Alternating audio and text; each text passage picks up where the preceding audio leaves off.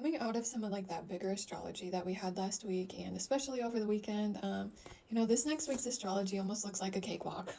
We're still dealing with the Saturn-Neptune conjunction, and Jupiter newly in Cancer is still squaring that conjunction, and Pluto is also sextiling that conjunction in Aquarius while retrograde, and Mars is still forming a square to Uranus even though it's like separating. So like yes, we're still feeling these bigger transits and these bigger shifts and emotions, but to a much lesser extent.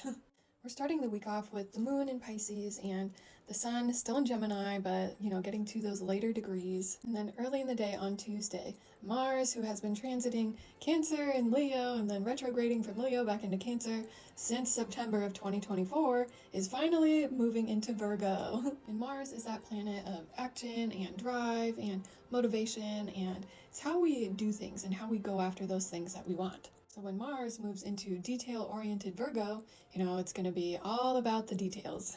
And it's all about making these tiny adjustments that kind of support our health and our healing. It's all about refinement and editing and making these little tweaks here and there. Virgo is all about improvement and making things better. And, sometimes it kind of errs on that side of perfectionism. But so if you notice that coming up over the course of the next couple of months, just kind of keep in mind, slow and intentional progress is better than perfection.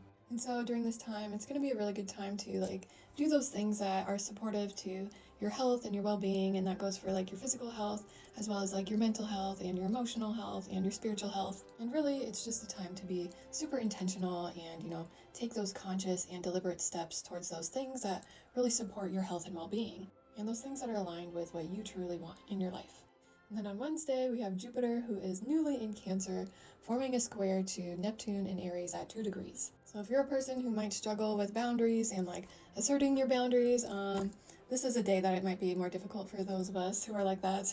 Because Jupiter expands what it touches, and Neptune is that planet of no boundaries. So this is boundless, no boundaries.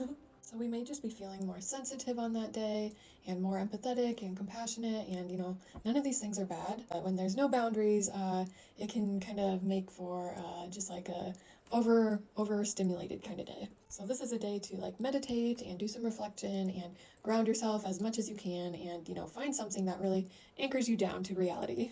And on Friday evening, the sun ingresses into Cancer, signaling the summer solstice for those of us in the northern hemisphere and the winter solstice in the southern hemisphere. And Cancer season is that time of year where we just kind of feel more sensitive or emotional, and it's a time to really nurture ourselves on a really emotionally deep level. Cancer season is that time for us to kind of focus our energy inward and work on filling up our own cup in order to be able to nurture those relationships that we have in our